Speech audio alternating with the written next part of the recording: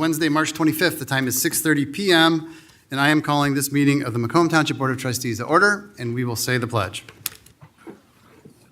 Pledge allegiance to the flag of the United States of America, to the republic for which it stands, one nation, under God, indivisible, with liberty and justice for all. Clerk Posey, will you please call the roll? Yes, Mr. Supervisor. Trustee Cusimano? Here. Trustee Lucido? Here. Trustee Papa? Here. Trustee Oliver? Here. Treasurer Drollet? Here. Clerk Posey here. Supervisor Viviano? Here. All members are present. Thank you. Moving on to approval of the agenda. Mr. Supervisor, I have a proposed add-on, which is item number 19, request to approve the Civic Plus Doc Access Tool in the amount of $17,056. Move to approve with the addition. Support. Any questions or discussion on the agenda? Hearing none. Motion by Treasurer Gillette, supported by Trustee Lucido, to approve the agenda with the addition. Members, please vote. One quick note while we're voting, the boardroom equipment that we ordered a long time ago was installed.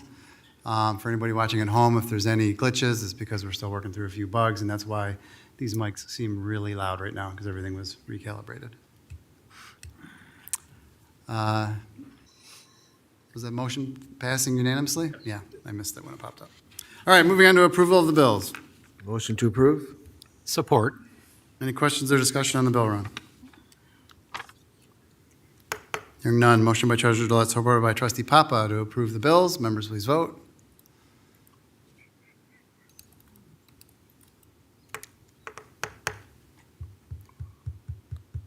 Motion passes unanimously. Moving on to item 4 is approval of the previous meeting's minutes, including the closed session minutes from March 11th.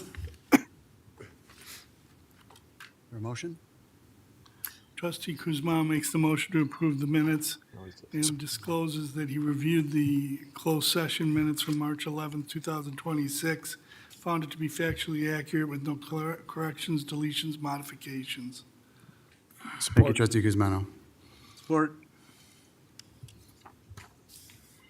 Any questions or discussion on the previous meeting's minutes? Hearing none. Motion by Trustee Kuzmano, supported by Trustee Oliver, to approve the previous meeting's minutes, including the closed session from March 11th. Members, please vote. Motion passes unanimously. All right, this will take us to our first public comment of the evening. Now, this is for agenda items only. Anybody who wishes to make a public comment on an agenda item may do so now at the microphone in front of the room. See no one making a move to the microphone, so we are going to move on to the consent agenda. Mr. Chair, I move the consent agenda in its entirety. Support. Is there any questions or discussion on any of the consent items? Hearing none, motion by Treasurer Gillette, supported by Trustee Papa, to approve the consent agenda. Members, please vote.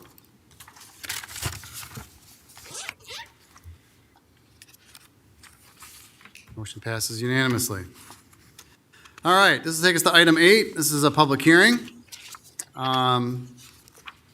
This is a public hearing for the street lighting SAD district for the corners at Cherry Glen Site Condominiums Phase 2. And before I open this public hearing, Mr. Van Tiffelen, do you want to give us a quick rundown?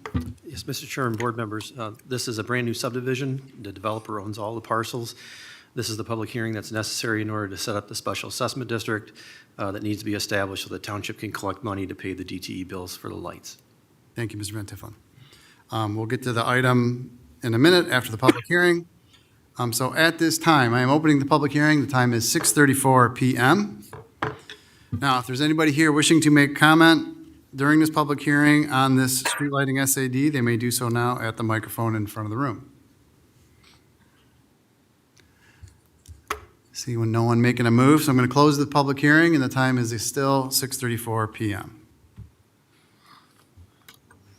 This will take us to the next item, which is the request to adopt the resolution for the street lighting SAD at the corners of Cherry Glen Site Condominiums Phase 2. Is there a motion to approve? So moved. Support. You? Lucido. Mr. Van Tiffelen, anything to add? Nothing to add. This is the resolution that's necessary to establish the special assessment. Any questions or discussion from the board? Hearing none, motion by trustee Oliver, supported by trustee Lucido, to adopt the resolution for the street lighting SED for the corners at Cherry Glen Site Condominiums Phase 2. Clerk Posey, will you call the roll? Trustee Oliver? Yes. Trustee Lucido? Yes. Trustee Kuzma? Yes. Trustee Papa? Yes. Treasurer Drollet? Yes. Clerk Posey, yes. Supervisor Viviano? Yes, that resolution is adopted. Item 10 is a request to approve the 5-year residential cross-connection program agreement with HydroCorp not to exceed $1.5 million. Is there a motion to approve? So moved. Support. Mr. Johnson? All right, good evening, Board. So I'm going to take a little bit of time to kind of explain this program, since this is kind of a new thing the township's going to be undertaking. So over the past year, the township has been working with Eagle on trying to create a cross-connection plan that was as least impactful to the residents as we could possibly make. With this program, it protects the township's drinking water system from potential contamination by identifying and eliminating cross-connection hazards.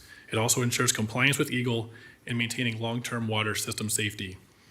So tonight, we are requesting approval to award a 5-year contract to HydroCorp to administer the township's residential cross-connection control program. This is a part of a 10-year inspection cycle in which every residential property receives an external inspection. A map of the inspection areas was included in the agenda packet.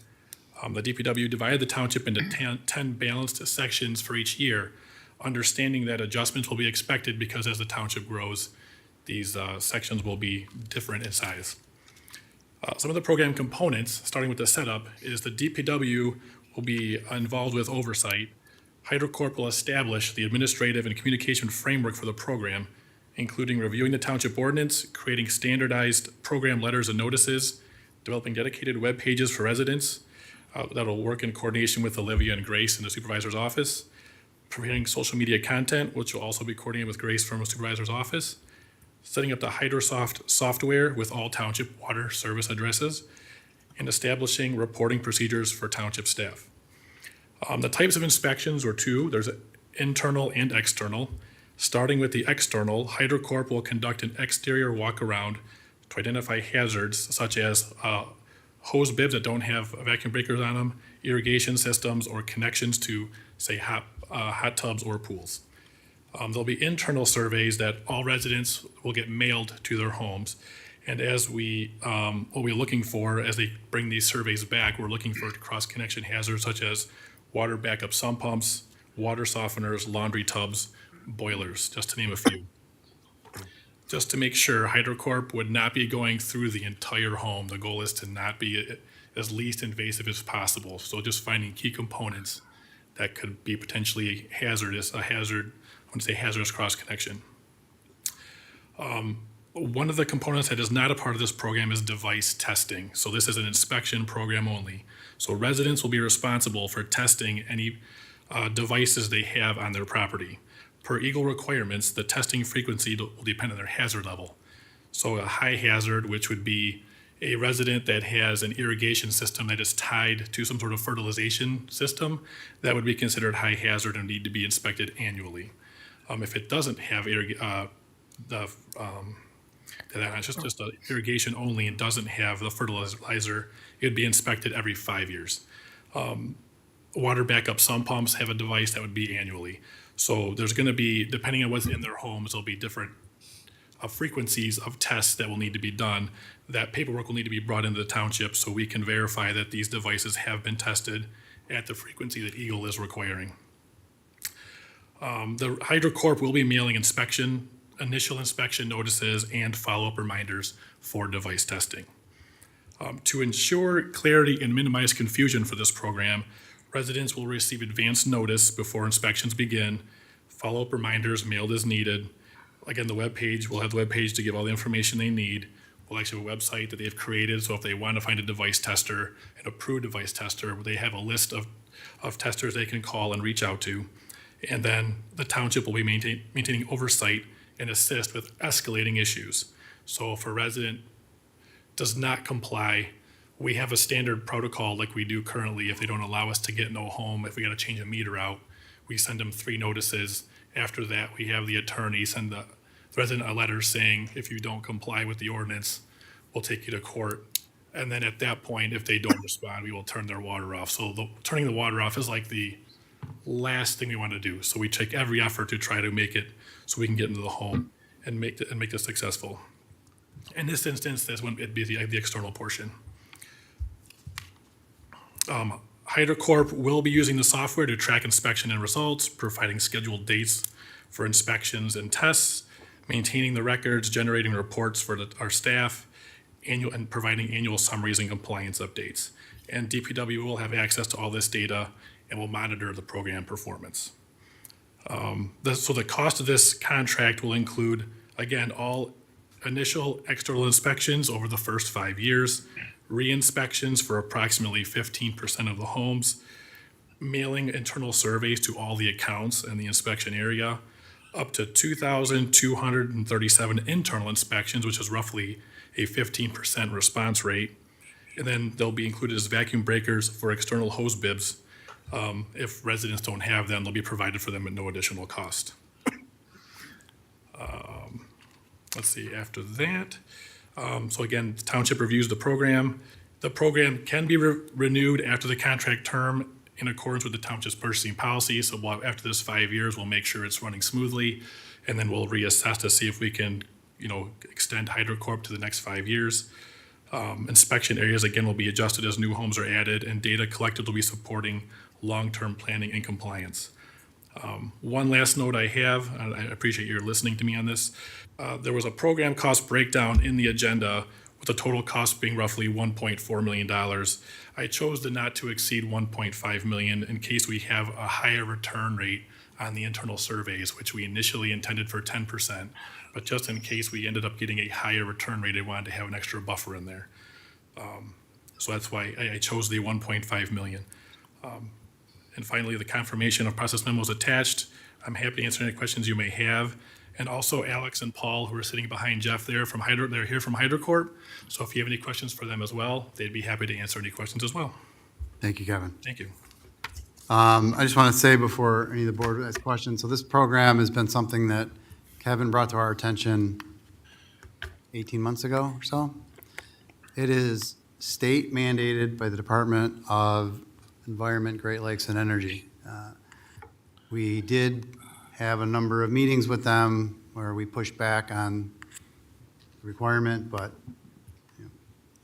we are forced, because we are a freshwater supplier, to follow what the mandates that Eagle puts out under the Clean Water Act. So I'm not happy about it. I know that the other board members who know about this are not happy about it. This will cost all of our water ratepayers more money ultimately, because it's going to be put through the water department. Unfortunately, we are required to do it. We are sending out informational letters in the next sets of water bills, right, Kevin? Yes. We Next are 3 months. trying to inform everybody, whether you are going to be part of this first round of inspections or not. We're trying to inform the whole township of the program and why we are required to do it. So we're taking every step we can think of to get the information out. So with that, is there any questions or discussion from the board? I'd like to add a little bit more, if I may, Mr. Chair. So for residents who may not be sure what this is about, because it uses a lot of technical terms, this mandate from Eagle is required because there's a concern that if we experience a drop in water pressure in our overall water system, whether it's a water main break or the fire department's fighting a fire and therefore pressure drops, that water from your house system, whether it's in your sprinkler system sitting in the lines or in your laundry tub, could be sucked back into the public system. Correct. So that is the concern that Eagle is trying to address, and they were requiring certain backflow preventers to prevent that from occurring. Now, I'm not a hydrologist or a scientist, but in cross-questioning Eagle, this seems to be very rare occurrence with residential homes. But the mandate from Eagle is very expensive and intrusive. And now the state has decided to impose this mandate, beginning with a number of communities, including Macomb Township, and spreading that aggressive enforcement throughout the rest of the state. So we are required, under the threat of severe fines, along with a number of other communities, to create this program that is, in my opinion, unnecessary and over intrusive. But under the threat of this regulation and severe fines, we're forced to do it. And so I appreciate the fact that our Public Works Director and our supervisor worked hard to try and come up with a program that's least intrusive and least the less impediment on our residents as possible, to minimize the impact on their lives. So this is, I think, the very least intrusive way we can comply with the state mandate, and just very disappointing that, this is one of those big government burdens that gets pushed down on the residents and gets pushed down on us. So it's disappointing, but unfortunately, it is the direction we're required to go. Any other questions or discussion? Go ahead, Pete. Just had a question. If, a couple of years down the road, they repeal this act and say, it was too intrusive or whatever, are we kind of on a pay-as-you-go type thing, or are we signed up to say that, we'll follow this contract through? So our contract, the part we're locked in on is the external inspection portion, not the internal surveys, the responses. So those would be, I guess, as a occurrence basis. So if we have 2% of people that respond, we're only paying for 2%. We're not paying for all 15% that we're contracted to in here. So that's the only part that's kind of flexible, but the external we'd be locked in on for 5 years. One other follow-up to that, and maybe the guys from HydroCorp would have more knowledge of it. What's been the public response to it so far in the communities that they've done it in? I know we do it commercially for some buildings, but, having people come into your home for inspections, how's that been? And are we looking at maybe having to fight legal battles because people suing the township that you shouldn't have come into my home or something like that? Like, are we going down that road? I can speak to part of that. If you guys want to answer, you're welcome. I know when I first started this whole trek, it was started with the city of Novi, and they had the beginning of it is it's very challenging because residents, it's brand new, so they have a challenge with why are you doing this, what's going on, and so it's just really it's the education of getting them to understand why we're doing it, what the reasoning behind it is, to really get them to understand that it's the need for the safety of making sure that the water systems are being secure, even though I know, like as Leon said, it's not as a rare occurrence that things happen. It's still another point that something could happen. So we're just trying to protect the system to keep it safe. That's what Novi said. If you guys anything you want to add? Yeah. Well, first of all, thank you. Paul Patterson with HydroCorp. Kind of to your point, it's really, and I hate to, it's community to community, but in this area, it hasn't been a huge issue. We haven't had anybody go into a legal issue or anything like that. So it's kind of 80-20 rule. Like 80% of the residents are fine, and there's the 20% that are going to be problems. But we've been pretty successful. We're not coming in like dropping the hammer. We try to be really, kid's glove almost, right? And take that approach, and it's been successful. We've been doing so. Technically, this rule's been on the books since the 70s, but there's been a lack of enforcement. So probably, I would say 7 years ago, Eagle started actually enforcing this part of the rule. So we've been doing this for probably about 7, 8, 10 years now. So we do have some experience, and we've learned a lot.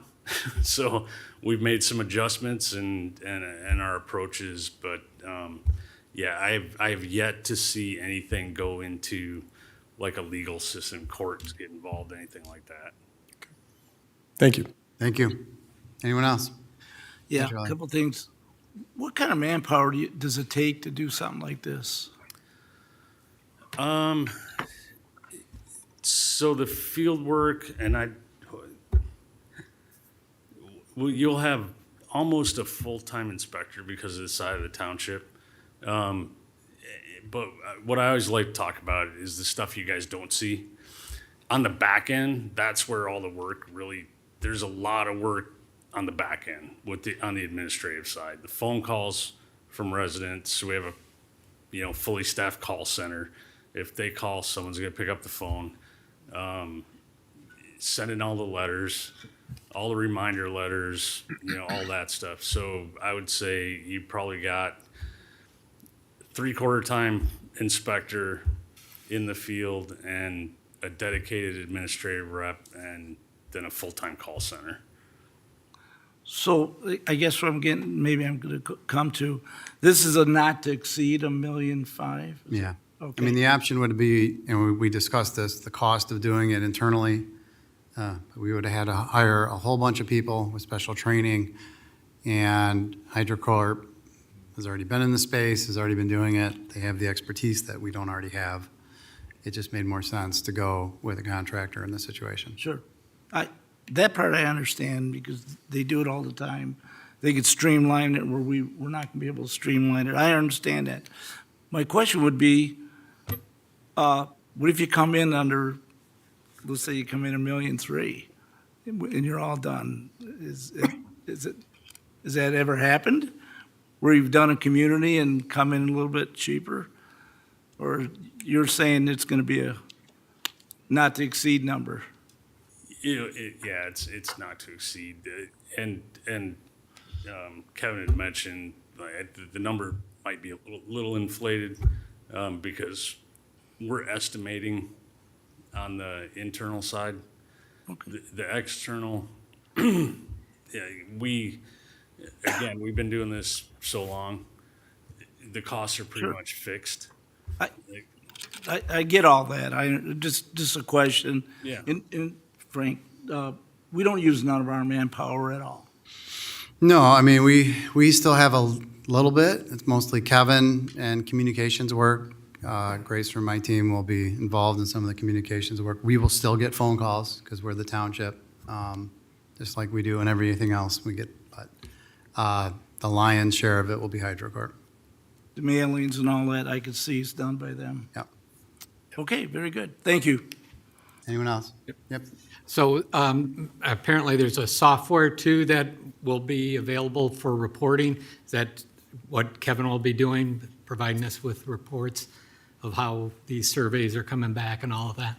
Yeah, so they'll have the software, they'll be manning it, but we'll have access to be able to, like a viewer, to be able to view and see what's going on. But yeah, any software data or any data we need, they'll be providing us. Okay. Proactively, we'll be providing Kevin and his team with quarterly reports on the surveys, all the residents and what their responses are in the questionnaires to see what's inside of the homes and if there's a need to go inside of that house, as well as those customers that have had their backflow assemblies tested and what the status of those reports are. At any time, Kevin and his team can log on to the software, pull those reports, and proactively we'll be providing those reports to his team on a quarterly basis as well. And then another one was around I had a question around the communication. I know we'd said we're going to put stuff in the water bills, Mistakes that we made in communicating, and we're trying not to repeat those as best we can. So we're mailing every resident in the township or through their water bill a notification of this program, but only 1/10 of it, or basically the southwest corner-ish area, is going to be the starting point for this year. So the person who's up in the north is going to get this in 2036, 2036, they'll get tested or inspected, but right now they're getting notification. So we'll continue notification to everybody every year to make sure that they understand what's going on. Okay. Anyone else? I have a couple questions, Mr. Sure. Chairman. First off, what is HydroCorp? It's a for-profit corporation, correct? Correct. Are you regulated at all by Great Lakes Water Authority or the state of Michigan? How so? What about the prices that you set and you can charge? No, So it's all just done by contract, correct. correct? And was this contract negotiated, or was it pretty much a template that you said take it or leave it to the township? Now, this contract was negotiated by myself, my team, and Kevin and Ed. For about a year long, we went back and forth on how to build the program appropriately, keep it as less invasive as possible while being as financially responsible for the township. All right. Great Lakes Water Authority has got no jurisdiction over what you charge the municipal supplier. Have any of your municipal customers that supply water been fined? No. So it's 100% record of compliance. Yeah. All right, Mr. Chairman, that's all I have. Thank you, trustee Kuzma. Anyone else? One more follow-up. Yeah. How does this impact agricultural? Like Charlie? No, you have to be on city water for this It to does have an have- effect. If you're on a well, you're not going to get inspected. Okay, cool. This is about the public water supply, so that means city water. Good. GLWA water. Anyone else? Any more questions? Okay, so there's a motion on the floor by trustee Oliver, supported by trustee Papa, to approve the 5-year residential cross-connect program agreement with HydroCorp not to exceed $1.5 million. Members, please vote.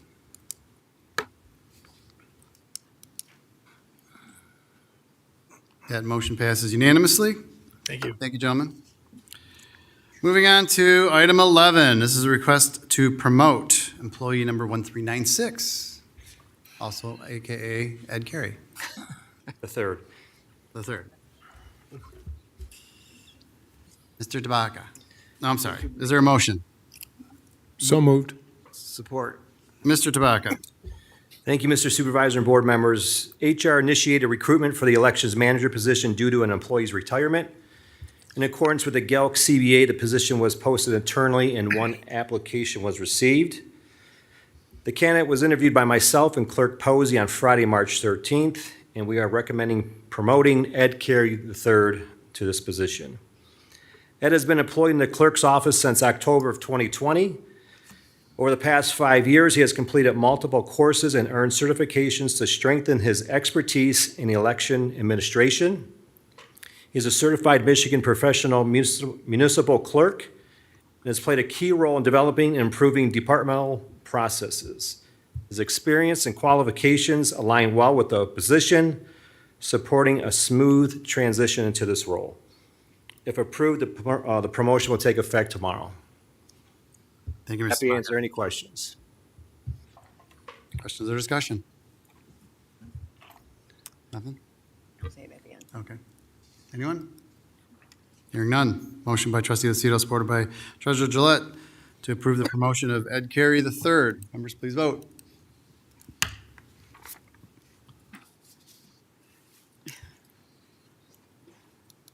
Motion passes unanimously. Congratulations, Ed. Congratulations, Ed.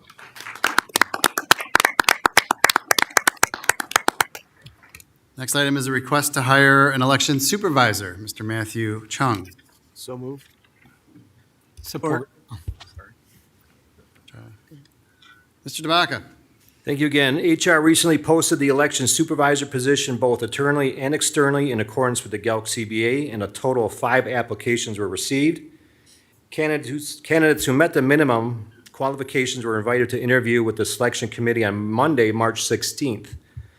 The committee consists of Clerk Posey, Ed Carey, Adam Witt, and myself, and we are recommending the hiring of Matthew Chung for this position. Matthew currently serves as an election coordinator with the Clinton Township Clerk's Office. He brings experience supervising election workers and managing key aspects of the election process, including ballot prep, voter tracking, and early voting site inspections. His technical aptitude and ability to work effectively with the public will make him a valuable addition to the department. If approved, the start date will be April 13th, 2026. Thank you, Mr. Tabaka. Any questions or discussion? I would just like to add that he is also a Spartan. Oh. Go green. Go green. Golf clap, golf cup from the crowd. Anyone else? Hearing none, motion by Treasurer Gillette, supported by Trustee Oliver to approve the hiring of Mr. Matthew Chung as the Elections Supervisor. Members, please vote.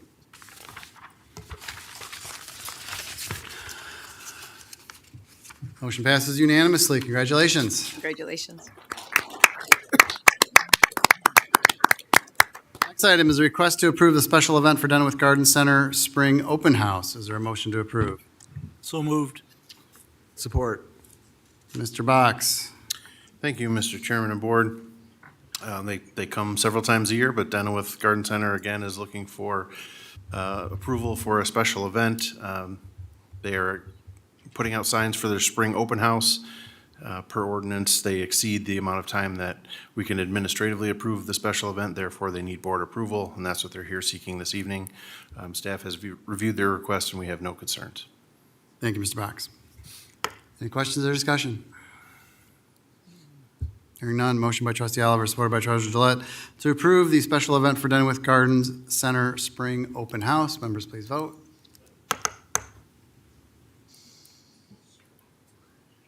Motion passes unanimously. Next item is consideration of the, let's see, get this right, amendment to the first amended judgment in the matter of Northwood Commercial Industrial LLC v. Macomb Township, Macomb County Circuit Case Number 19990025514CZ. Is there a motion to approve this amendment? So moved. Support. Mr. Box. Thank you, Mr. Chairman and Board. This proposed amendment to this first amended judgment has to do with what was once the Burrs-McComb Airport. There was a judgment that's been, as you can tell by the title, amended once previously. This property is with regards to 22 and Hayes Road. The original judgment allowed for C3 zoning. The amended judgment allowed for C1, C2, O1, or R2L. Now that they've found some users and they're moving forward with trying to parcel some of that off and develop the property, we're just cleaning up some references to C3 that were a carryover from the original judgment. Staff has reviewed and we are recommending approval. Thank you, Mr. Box. Any questions or discussion? Mr. Chairman, through the chair to council, should there be a second amended judgment filed? This is a 1999 judgment, or case number, rather. I'm sorry, what was the question? Is there going to be a second amended judgment entered? Yes. And you've reviewed this, Mr. Aloya's office has reviewed it. and it's in the interest of the health, safety, and welfare of the residents of the township? We believe so. Thank you. That's all I have. Thank you, Trustee Guzmano. Anyone else? Hearing none. Motion by Clerk Posey, supported by Treasurer Gillette, to approve the amendment to the First Amendment judgment in the matter of Northwood Commercial Industrial LLC v. Macomb Township, Macomb County Circuit Case Number 19990025514CZ. Members, please vote. Motion passes unanimously. All right, this will take us to item 15. This is a request. This is a long one, so bear with me. This is a request to accept a hazard mitigation grant from FEMA for 3 new tornado siren installations and upgrades to our current tornado sirens in the amount of $335,390.25, inclusive of the township's cost share of $88,847.56, and authorize the supervisor to execute any necessary agreements. Don't do that. She made me say all that stuff. Just hang when we go to vote. Just say motion. I don't want to say all that stuff. Is there a motion to moved. approve? So move the tornado grant. For a second? Charlie. Charlie. Chief? Mr. Supervisor, members of the board, I'm requesting your approval this evening to accept a hazard mitigation grant from FEMA for the installation of three new tornado sirens and upgrades to our current 14 sirens. In 2024, West Shore Services provided us with a study indicating 3 new locations based on the township growth. In the fall of 2024, we applied for a grant through FEMA, utilizing a project that was already identified in our current hazard mitigation plan to add additional sirens within the township and upgrade our current sirens. Over the past 18 months, we worked with FEMA, providing additional information they were seeking on the application, along with information from the county regarding right-of-way access for the additional siren locations. On March 16th of 2026, FEMA notified us our grant request had been approved and funded. The grant will allow us to install 3 new sirens in the following locations: 22 Mile and Lair Drive, 23 Mile in Garfield, and 24 Mile in West Creek Drive. In addition, it'll allow us to upgrade the current 14 sirens that we have.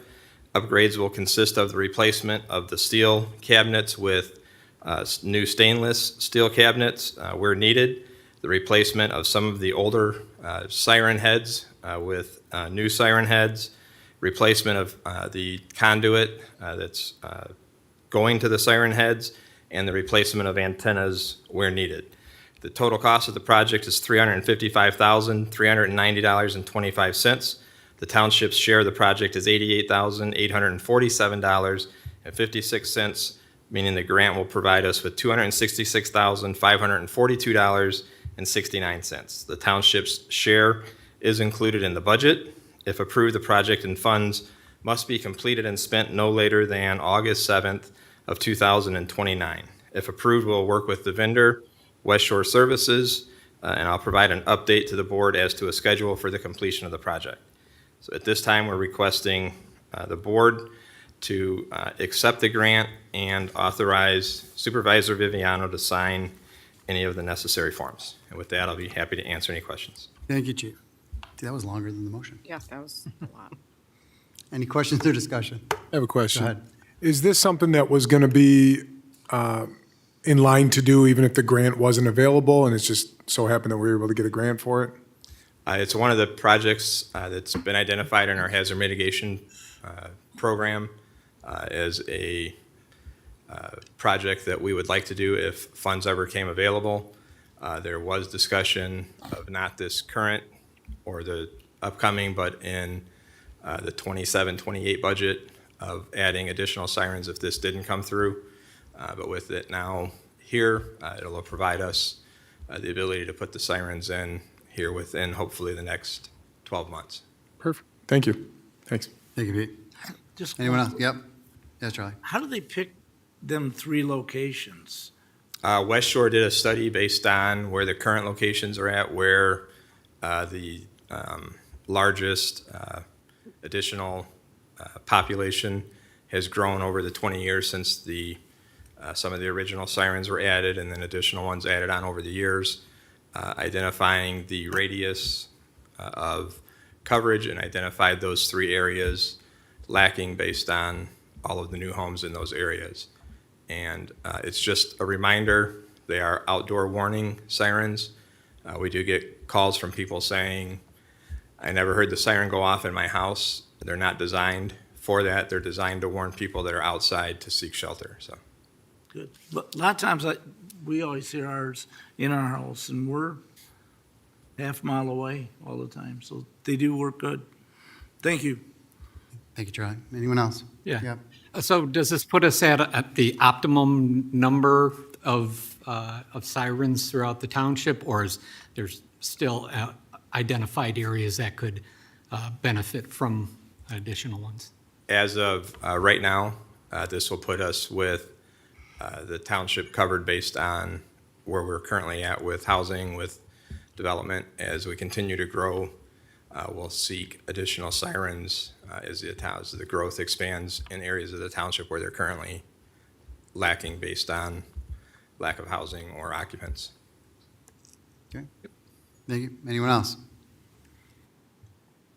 Any more questions? There's a motion by Trustee Gillette, supported by Trustee Oliver, to accept the hazard mitigation grant from FEMA, as written, described earlier. Members, please vote.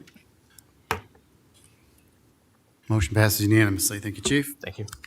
Next item is a request to approve the interlocal funding agreement between Macomb County and Macomb Township. Is there a motion to approve? So move. Support.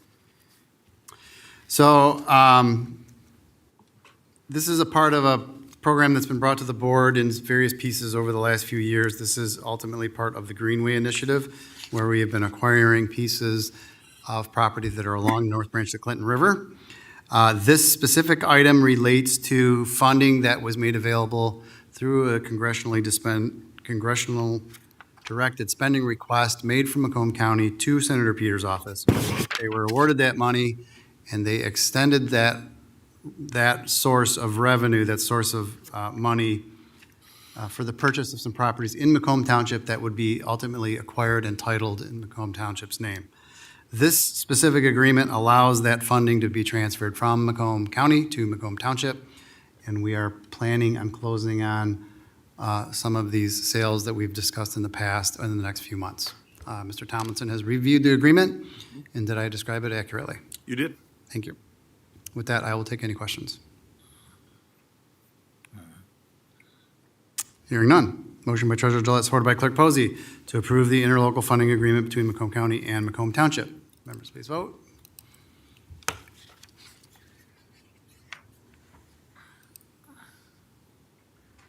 Motion passes unanimously. All right, our next item, item 17, is a request to adopt the Solid Waste Management Plan Amendment Resolution. Is there a motion to approve? So move.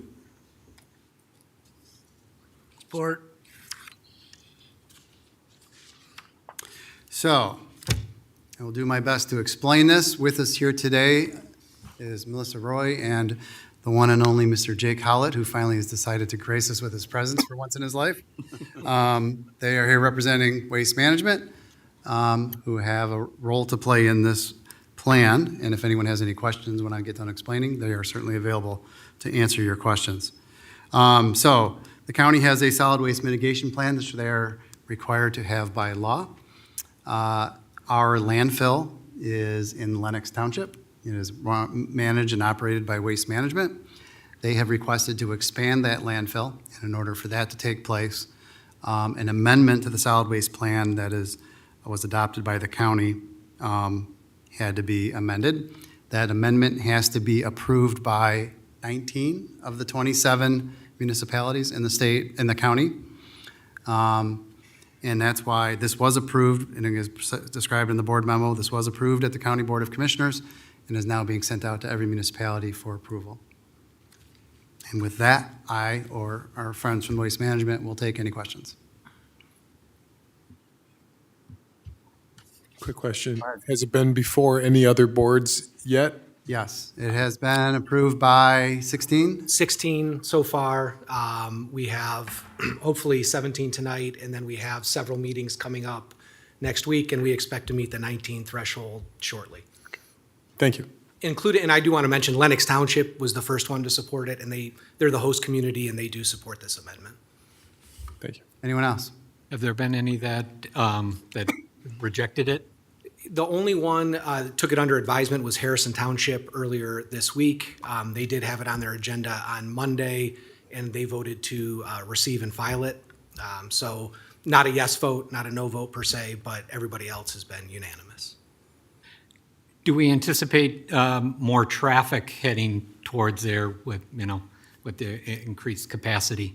That's not the expectation. WM's analysis and report on it is this is not to increase business or for business, new business generation. It's just to accommodate at current levels. Obviously, nobody can predict what those levels might be, but there has been an analysis of the traffic, and there is no anticipated increase in traffic.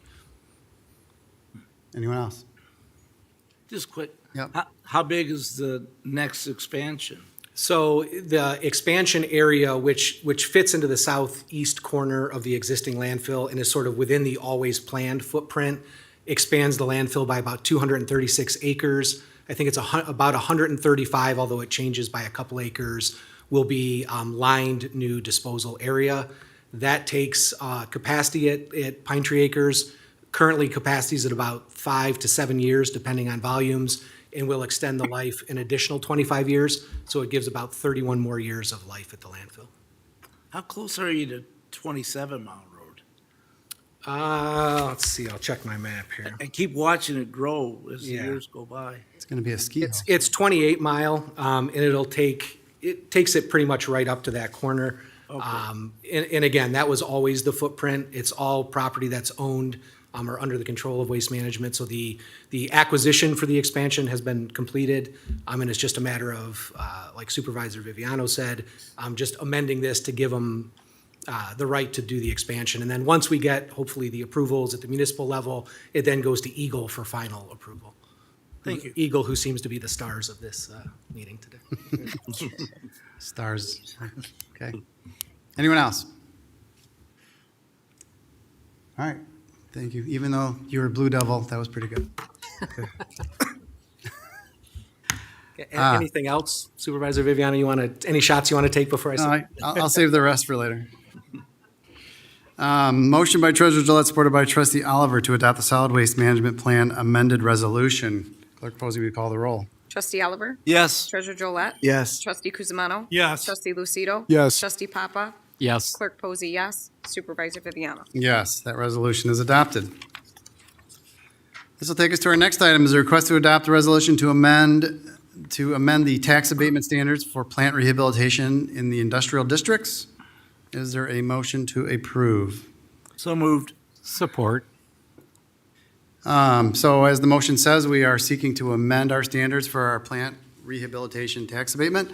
Currently, our policy that has been board approved in 2002, I believe, 2022. Is for a 9-year abatement. The abatement is 50%, that's state law. And state law allows up to 12 for the length of time. We approved a 9-year back then. We have since learned through a number of ways, and most recently through some companies looking for relocating their facilities in Macomb Township, that we are the only ones who don't extend it to 12 years, which is the full state law, at least the only ones that I'm aware of. We discussed it internally, and we are requesting to the board that we match our neighboring communities and move the length of the time to 12 years. No other part of the policy is being asked to be changed. And under our policy, if an applicant meets state law requirements, they are granted it. With that, I'll take any questions. Treasurer Gillette was helping me. Did I describe that properly? I think you described it well, Mr. Chair. We do want to maintain I think the unique element of our policy is that we don't require a certain number of employees in order to qualify for the credit. Many communities give a different level of tax credit based on how big the company is. And we thought it was unfair that bigger companies could have lower taxes than little companies. So it was important to us that there not be a size requirement, that if you qualify, regardless of the number of employees you have, the credit is equally accessible to you. But other than that, going from 9 to 12 years is exactly that, to match our neighboring communities and be as competitive as we can for the job providers. Anyone have any questions? Mr. Chair? Yes. So what is it, what defines it as a plant? Has it got to be specifically for certain It manufacturers? has to be for new construction or expansion, has to be in our industrial district. Chuck actually might know. Is there any more detail to that? Just Chuck? to note that, I think what the question for the trustee was what kind of companies would qualify, and that is state determined. They set the parameters, which is generally industrial construction, high level, or rather. Mr. Pierce manages all of our applicants that come through with this request. So there's a couple varying things. There's plant rehabilitation, which is a separate issue, which this also covers, and there's also the industrial facilities tax abatement, which is primarily what we're speaking to tonight. The tax abatement, as Supervisor Viviano stated, is up to 12 years, and that is for expansion or new building that is going in that you have a tenant available for to do. Once that 12 years is up, there's no other opportunity for that structure as it is in place to get abatement unless there is an addition that goes on next to that building or at a new property level. But the kind of companies that qualify are determined under the state law. There's a description, and I don't have it in front of me, but effectively it's high-tech engineering or industrial manufacturing, The state has a series of things that they identify as manufacturing for those purposes that they can apply for and be recognized to get that specific tax abatement from the state and be approved through. First goes through our assessing department, takes a look at it. The paperwork is done through us. We send it up to the state reviews it, and then we'll approve it. Thank you, Ms. Pierce. You're welcome. Impromptu add-on. Who knew? Fortunate he was here. Anyone else? Hearing none. Motion by trustee Oliver, supported by trustee Papa, to adopt the resolution to amend our tax abatement standards for plant rehabilitation in industrial districts. Clerk Posey, will you call the roll? Trustee Oliver? Yes. Trustee Papa? Yes. Trustee Kuzimano? Yes. Trustee Lucido? Yes. Treasurer Drollet? Yes. Clerk Posey, yes. Supervisor Viviano? Yes, that resolution is adopted. And our last item of the evening is a request to approve, this is the add-on, a request to approve the Civic Plus Dock Access Tool in the amount of $17,056. Is there a motion to approve? So moved. Support. So, just like our other discussions earlier, this is a mandate, this time it's from the federal government, that our community, and soon, by next April, all communities, are required to have their websites to be ADA compliant. There's a whole series of criteria that describes. The most cumbersome part of it, when we learned about it and started looking into what it would require to become compliant, is the conversion of all of our documents that are housed on our website into an ADA compliant format. Currently, we have literally thousands of documents and making up hundreds and hundreds of thousands of pages available on our website.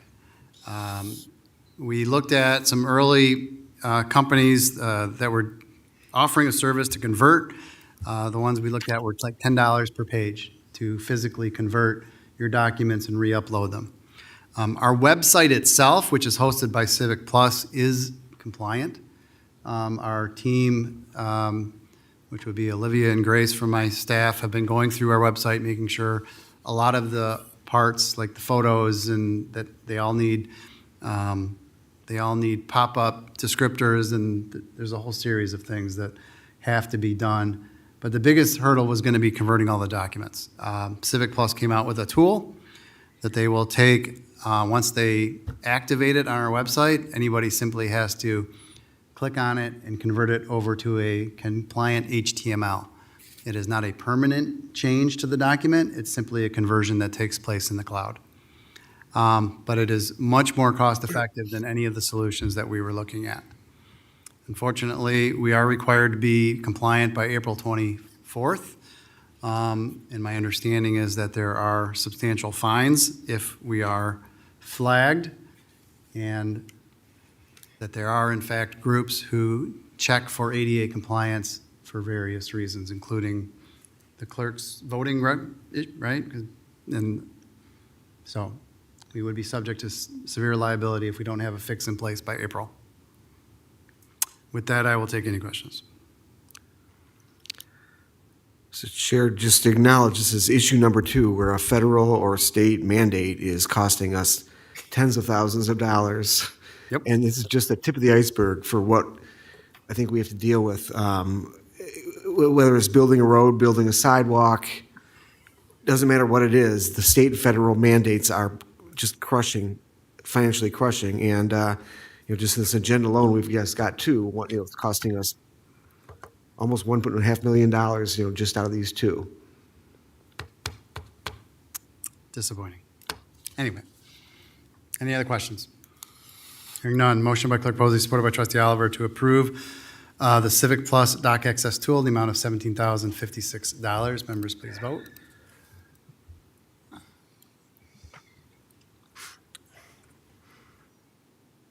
Motion passes unanimously. Thank you, Board.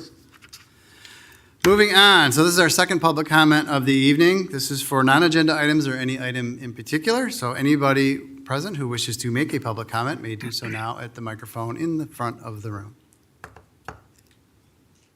Don't see anyone making a move, so we're going to go on to board comments. Trustee Lucido. Just very briefly, congratulations to Ed and Mr. Chung. Thank you. And I think this is the last meeting before Easter, so happy Easter to everybody. Thank you. Thank you, Pete. Trustee Papa. Yes, I also like to congratulate Ed and Matthew. Welcome. I also want to thank all the families who came out this past weekend to the extravaganza. Had a lot of fun passing out candy and meeting families. So, and to add to that, happy Easter, everyone. Thank you, Trustee Papa. Trustee Oliver. Basically, same things. Congratulations, Matthew, and congratulations, Ed. You come from a family of doing the same, and that's good. I think you had a good teacher there, so thank you, and happy Easter to everyone. That's it. Thank you, Trustee Oliver. Trustee Guzmano. Happy Easter, no other comments. Thank you, Trustee Guzmano. Treasurer Gillette. Kind of sucks going after everybody else because you want to say the same things to congratulate our promoted folks and Matthew, our new employee, and our Parks and Rec department for such a successful Easter event. And again, wish everybody a great Easter. Thank you, Treasurer Gillette. Clerk Posey. Same, just want to recognize the Parks and Rec Department for another amazing event. They go above and beyond for our residents, and each event they try and do something different from someone else. And this year they went overboard with dropping the Easter eggs from the ladder fire truck, and it was pretty exciting for all the kids to watch that happen. So congratulations to them on a successful event, and thank you to all the board members for supporting our recommendation for the vacancies. And in my office, Matthew will be an amazing addition to our team. We look forward to working with him and all his experience that he will bring with him. And as for the election manager position, if some of you may not know, it has been filled with two of the top election officials in the state, Ed Carey Sr. and Mickey Todd. Thankfully, they have mentored for many years Ed Carey III, and he will fill their shoes, and I couldn't think of a better person to do that. So welcome and thank you to everyone that supported that. I just got one question. Like, when you want to get, had your chance. Out of order, Mr. I got to Chair. ask this to our clerk. When you want to get his attention, do you say, Ed Carey III, I want to talk to you? How does she do that? She generally uses words that we can't use here. Oh, okay, there's a translation then. Okay. Very hostile up there. I don't know if you know that. Good luck, Matthew, by the way. Learn where the HR director's office is. You're going to need it a lot. Well, congratulations to both our new hire and our promotion. Thrilled that we are moving forward with more grants for the township and acquiring some sirens that will help our public safety needs and adding some more permanent green space through the Greenway. I just want to remind everybody that we will be closed on Friday, April 3rd, in observance of Good Friday, and we will reopen the day after Easter on Monday, April 6th. It would have been disrespectful if I had said in observance of opening day downtown. However, with that, is there a motion to adjourn? So move. Support. Any questions or discussion? Motion by Treasurer Gillette, supported by Clerk Posey to adjourn the meeting. Members, please vote.